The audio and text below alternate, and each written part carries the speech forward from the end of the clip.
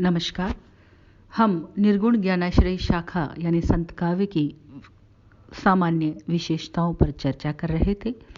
उसी क्रम में हम निर्गुण राम की कल्पना, एकेश्वरवाद, गुरु के प्रति श्रद्धा, सत्संगति और हृदय शुद्धि के विषय में चर्चा कर चुके थे। अब हम आगे बढ़ते हैं और हमारी 5वीं विशेषता पर चर्चा करते हैं। जाति पाति के भेदभाव का विरोध। निर्गुण साधक प्राय निम्न वर्गों के हुआ करते थे। उन्होंने जाति भेद को स्वीकार नहीं किया। उन्होंने मूर्ति पूजा का खंडन किया और तीर्थों की महिमा को कम किया।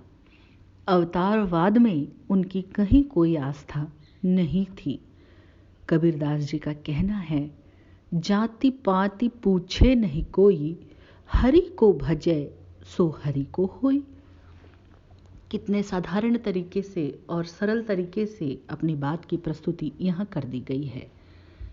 6ठे स्थान पर व्यक्तिगत साधना पर बल दिया जाता है। निर्गुण साधकों ने व्यक्तिगत साधना पर बल दिया। समाज तथा लोक के रक्षण और रंजन की कल्पना उन्होंने नहीं की। उनके राम हम में, तुम में, खड़ग खंभ में ही नहीं, घट घट में व्याप्त हैं। अतः प्रत्येक घट को योग की ज्योति से प्रकाशित करना ही उन सबको अभीष्ट था। सुरति समानी निरति में निरति रही निराधार, सुरति निरति पर चा भया, तब खुले स्वयं के द्वार। 7वें स्थान पर जीवात्मा की आकुलता की चर्चा की जा सकती है। विरह के उन्माद में विभोर यह आत्मा दिन रात रुदन करती रहती है। पपीहों की करुण पुकार सुनकर आकाश जल बरसा देता है, किंतु आत्मा सर्वथा निराश ही रह जाती है। जब तक पीव शब्द न सुनाई पड़े, उसकी आशा नहीं बंधती। साधक के हाथ में विरह का कमंडल है और उसके दोनों नेत्र वैरागी हैं।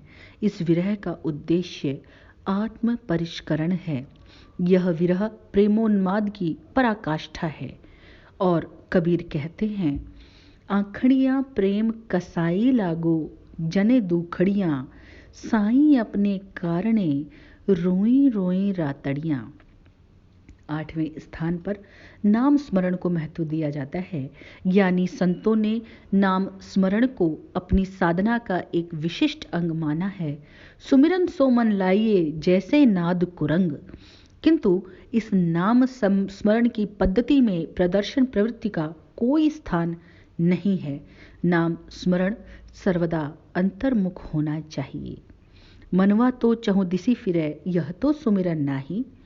कबीर ने तो और भी कहा है, भक्ति भजन हरि नाम है, दूजा दुख अपार, मनसा वाचा कर्मणा, कबीर सुमरन सार।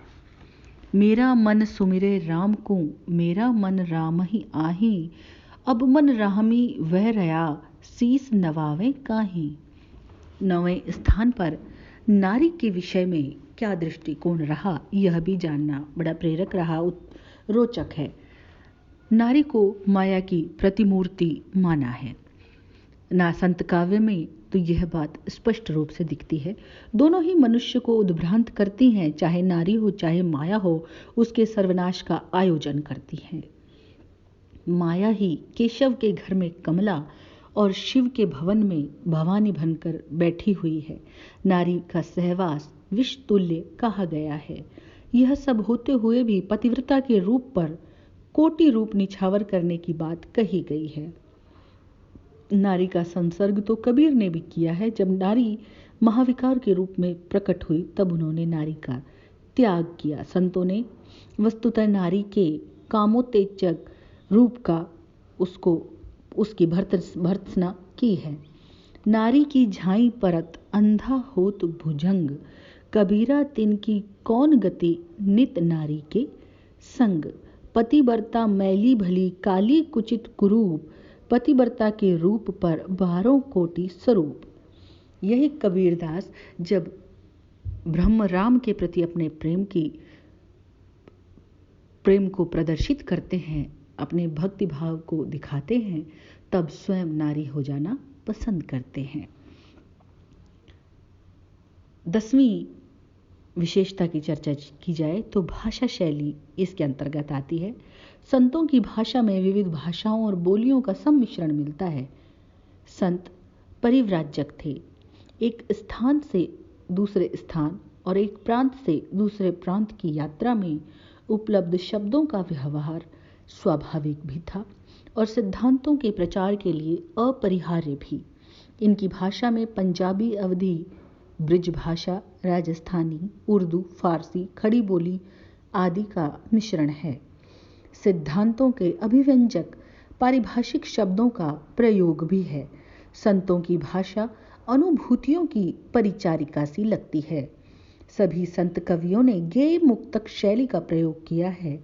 संगीत में सम्मोहन होता है, अतः यह प्रचार का अद्भुत साधन बन जाता है।